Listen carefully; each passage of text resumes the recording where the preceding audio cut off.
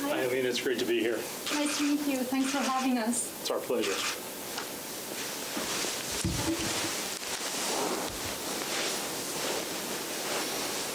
One of the most important decisions NATO leaders will have to take this week at the summit in Wales will be about the Readiness Action Plan. Will there be NATO military bases in Central and Eastern Europe with the purpose of countering Russia? Elena, thanks for the question. I think it's an important consideration that leaders are going to make in NATO this coming week as to what express and concrete steps the alliance is going to take. I've seen the same reports you have about what that's all going to look like. I don't have any information to preview about what final decisions will be made, but what I will say is that Romania has proven its ability to be a fantastic NATO ally and its ability to support NATO operations, whether abroad, as it has in Afghanistan, or here in the country, as it has with the bases at Mihail Kogomlicianu and Devaselu. Romania is also one of the countries asking for permanent NATO bases. What is the U.S. government's view on this? How likely is this to happen? Well, at this point, the U.S. is committed with NATO to the rotating perpetual presence of troops, at least through the end of the year and probably somewhat beyond, as we look and see what the situation on the ground is in the region and beyond. That's the position that we're going to go into the summit with and work with allies to see what makes the most sense to carry that mission forward. So permanent forces, but not permanent bases. Again, I don't want to preview the decisions of the summit, and I don't get to make that call. But there have been many statements on this recently, most notably last week, one of the NATO Secretary General regarding the deployment of allied forces for as long as necessary. Right. And I can't help but wonder, are we redefining the concept of permanent military bases in order to perhaps suit a narrative preferred by the alliance? I don't think we're redefining anything necessarily. I think what you're seeing is a prudent approach to planning in a day and age where the situation is dynamic, both in the region and around the world. And so what the allies have to do is look within the constraints of resources and demands to see what makes the most sense. As you well know, one of the most important things that's going to be discussed at the summit this week will be capabilities. And one of the things that the U.S. is very keen to see is all of our allies step up in the way Romania has to commit to spending 2% of GDP on defense so that we can all be ready to deal with situations as they arise. In particular, have the right equipment, have the right training, train together in a consistent way so that we know what we're capable of doing, whatever the situation may be. There will be a lot of talk about Ukraine and Russia at the summit. Is the word invasion appropriate to describe Russia's recent actions in Ukraine? Well, I think what I'll do is characterize it the same way President Obama did day before yesterday when he said that what we're seeing today and over this last weekend is a continuation of the same situation we've seen over the past several months. Russia continues to support, to finance, to train, and equip the separatists. And what they're doing now is probably in response to success the Ukrainian military was having, is have an even more blatant presence on the ground. And so what we need to do is look at how do we ratchet up the costs in an appropriate way. And that's going to be, I'm sure, a topic of discussion among the allies and extended participants in the summit. You haven't answered my question. Is it an invasion? Is it appropriate to say there is an invasion in Ukraine? I think, again, I'll stick with what President Obama has said. So an incursion? An incursion, certainly a unacceptable and illegal occupation in Crimea, and a support for the separatists that violates the territorial integrity and sovereignty of Ukraine. What specific threats do you see for Romania at the moment, both from outside our borders and from within? Well, since I'm not one of the military planners here, I'd probably be reticent to tick off a laundry list of potential threats. What I think Romania has done is positioned itself very well as a member of NATO, as a member of the EU, to deal with situations as they arise. It is ensured that its troops are training with NATO troops around the world, around the region. I'm sorry. It is taking steps more broadly to ensure its energy security and to play a more positive role in the region on that front. And it's working on internal situations here at home to try to make for a better business environment and to attract more investment. Speaking of internal situations, is there, in your view, a risk of the Romanian political elite to break, let's say, the so-called axis, Bucharest-Washington, and reverse it towards the east? And when I say east, of course, I'm not referring to Russia. I'm referring way further way east. Further east. China is really popular right now for sure, our absolutely. politicians. Well, we have a very robust relationship with China, and I know the Prime Minister and members of his team are traveling there now and have been there. I don't worry at all about a break. I'm not sure if I would refer to it as an axis, but in the ties between Romania and the U.S. or Romania, the EU, and NATO.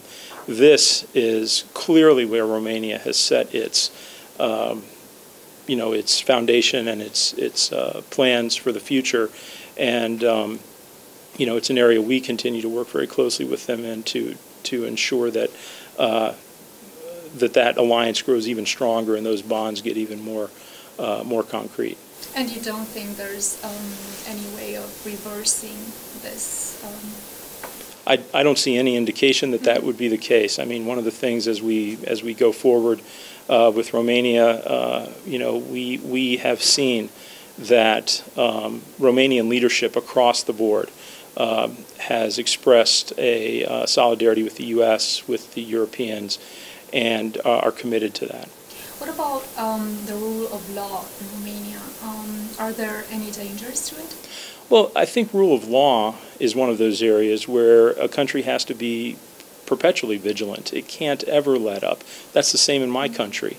And so what we need to do is continue to work together to ensure that there's an independent judiciary, that no one is above the law, that people have a confidence in the system so that they know, whether it's a citizen of Romania or an entity like a business that wants to invest here, that they're confident that if they need to seek justice, it'll be given in a fair and impartial way. The U.S. Embassy has last week expressed its concerns with the emergency ordinance related to local officials.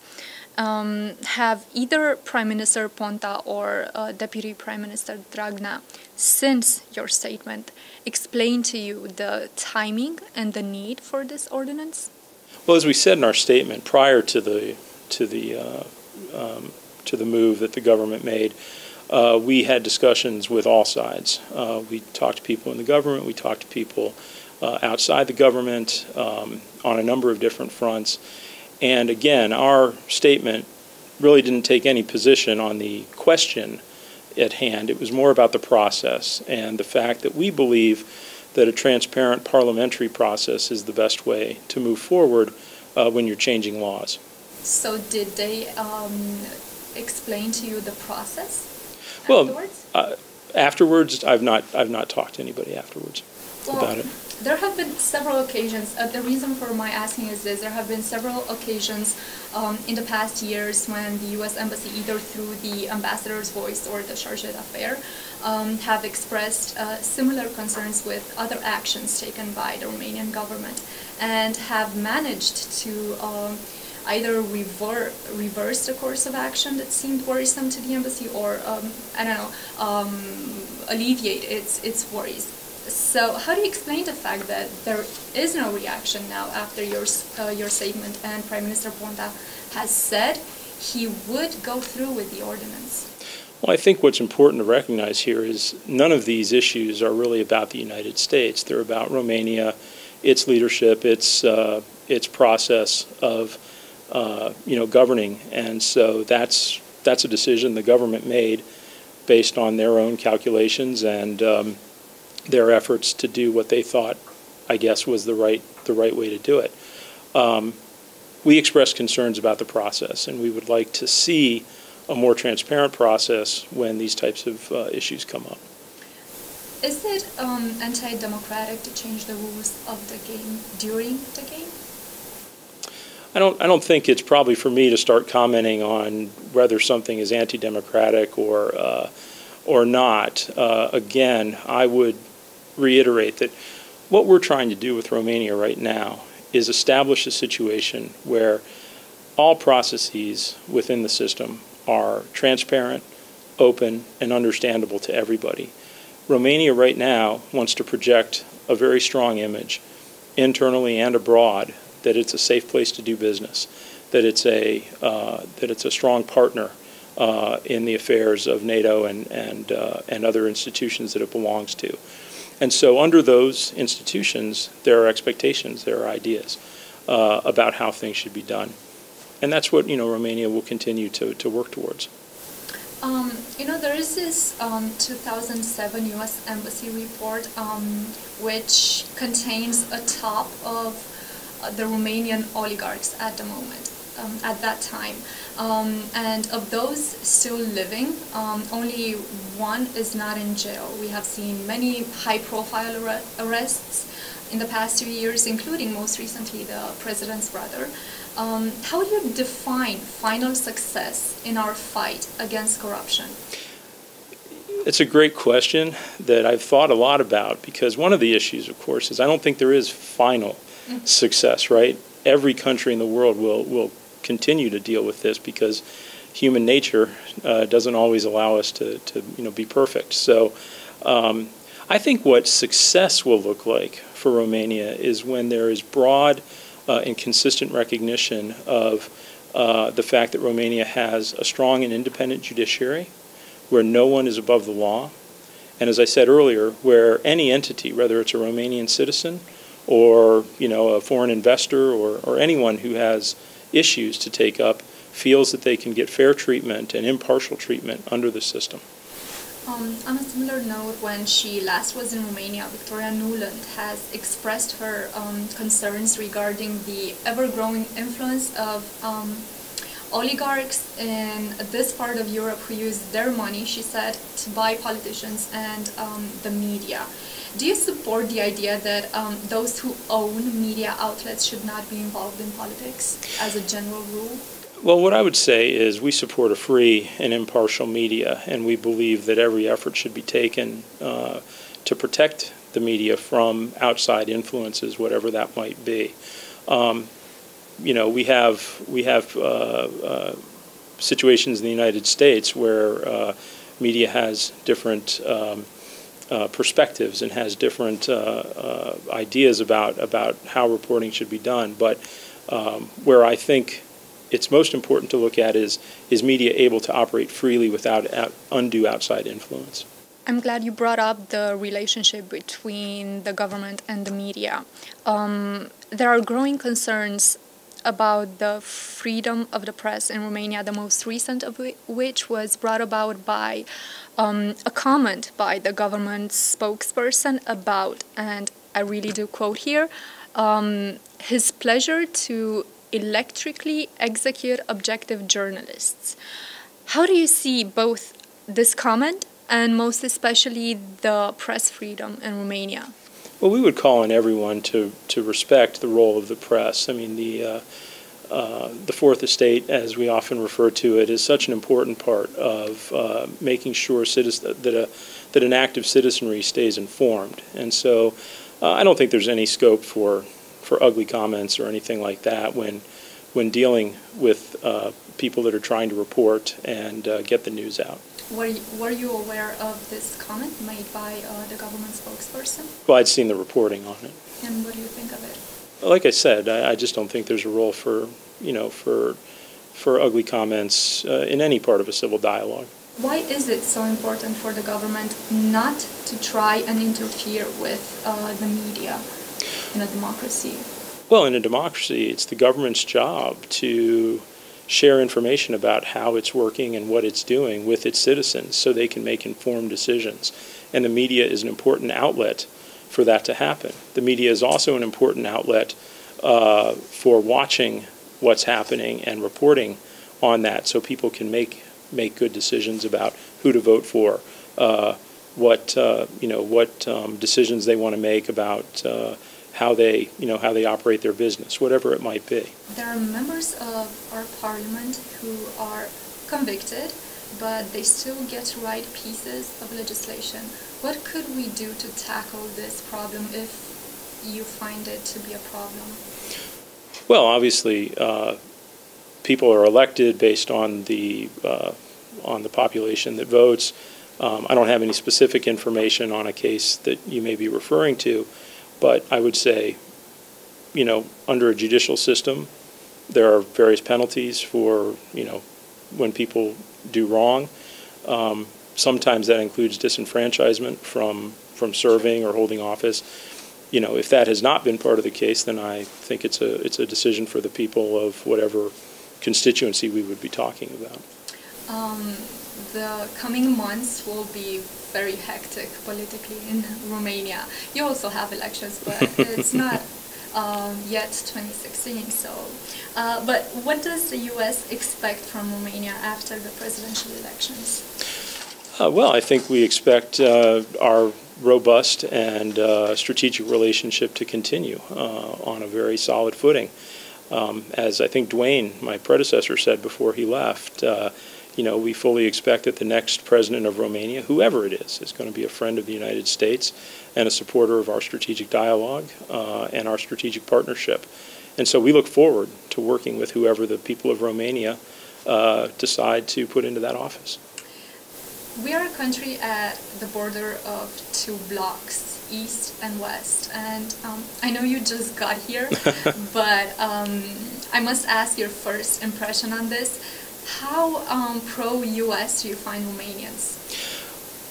Well, I find Romanians to be in general very positive when they find out that I'm someone from the United States. They often will talk about if they've known somebody there or if they've traveled there themselves. They often talk about our partnership and the fact that we work together on so many important fronts, whether it's on the military front, the NATO front, business fronts. I have found an extraordinarily positive reception. I appreciate it very much. I try to look at it very humbly to note that, I think Vice President Biden said, right, we've moved beyond a point of where Romania might have asked, what can the U.S. do for us? And we're at a point where we're asking ourselves together, what can we do together to move forward? And that's a great place to be. I'm sure you'll find this childish of me to ask, but bear with me. What about the reverse? How pro-Romanian are the Americans? The Americans, I think that you find that have had exposure to Romania, have had the opportunity to work with Romanians, are very pro-Romanian. And the best example of that is probably our soldiers in Afghanistan who've served side by side, sacrificed side by side with their Romanian colleagues, and to a person are full of praise and the utmost respect for the kind of effort that has been made. When you have U.S. companies come in, they find Romanians to be excellent employees with high skills and a real commitment to the job at hand. And so I find very positive commentary going both ways. Despite this very positive relationship, there's still no visa waiver for us, and there's still no U.S. ambassador for an almost record period. And don't get me wrong, it's very good that they sent you. But I'm very happy to be here. is there any real hope for a progress on visas in the near future, since you also have elections? Well, I think let's recognize the visa waiver program for what it is, a law that was set up setting very specific standards that certain countries might meet to allow for visa-free travel in certain categories, right? It doesn't eliminate visas altogether, but it reduces certain numbers. It is in the U.S. interest to try to make travel to the United States as easy as possible for Romanians, for anybody. It means more business. It means tourism. It means opportunities for students to study and have cultural interaction with each other. So, we are supremely interested in continuing to work with Romania. One, to make sure that the process as it exists today is as smooth as possible, and secondly, to work with them so that as the visa refusal rate continues to drop, that all the other elements that come behind the visa waiver program are also in place, so that can be realized one day. You've mentioned the possibility. There is legislation pending that could change the requirements somewhat. I don't have a crystal ball. I can't tell you the likelihood or not of that happening. You don't, but you can be realistic on this. The visa waiver reform project remains stuck in the immigration reform, page 739, and it's been there for a while, despite all the comments I hear from either Romanians who go to Washington and try to lobby the visa issue, or U.S. government officials who keep saying how eager they are for helping us get into the visa waiver program. But honestly, there's realistically speaking absolutely no way the immigration reform will pass in this administration, and if that piece of legislation concerning the visa waiver will not be taken out of there, we're stuck with it. So, well, I'm not sure what the question is. What I would say is that we are committed to continuing to work with Romania to move forward on all the requirements as they exist. We've seen the refusal rate in Romania drop quite a bit over the past few years, and I see no reason that it won't continue as things develop. But as I said, the visa waiver program is specific in its requirements. Romania doesn't meet all of them yet. It may in the future, and we want to be ready. It might under the proposed legislation. It very well might. But even under that proposed legislation, we have to have a number of steps in place, and we want to make sure we're ready for all of it before something comes up. What about the ambassador? Is there any chance that there will at least be a nomination for a U.S. ambassador to Romania? We are the only NATO country without as much as a nomination at the moment, and we have the. I'll take your word for that. I haven't actually looked recently to determine where we are. I looked it up. I believe you. I believe you. Yeah. We're the only ones. Yeah. Look, this is a process in Washington that's underway. I'm afraid I don't have any information, to say where it is, how it's unfolding. But what I can say is that our commitment to our relationship with Romania is unwavering, and Ambassador Gittenstein, Dwayne, myself, we were all rowing in the same direction, and we're looking forward to continuing the strategic relationship and our firm partnership. We will have an ambassador. I hope it's soon for any number of reasons myself, but I can't tell you when. Very well. Thank you. Thank you so much for your time. Well, thanks for coming in, and good luck. Thank you for having me. This is great. Thank you.